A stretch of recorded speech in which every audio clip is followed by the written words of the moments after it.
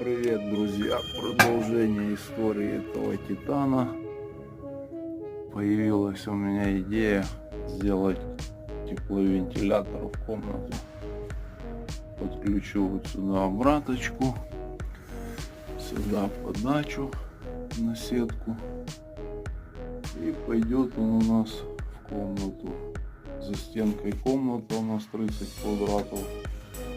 Утром прохладно.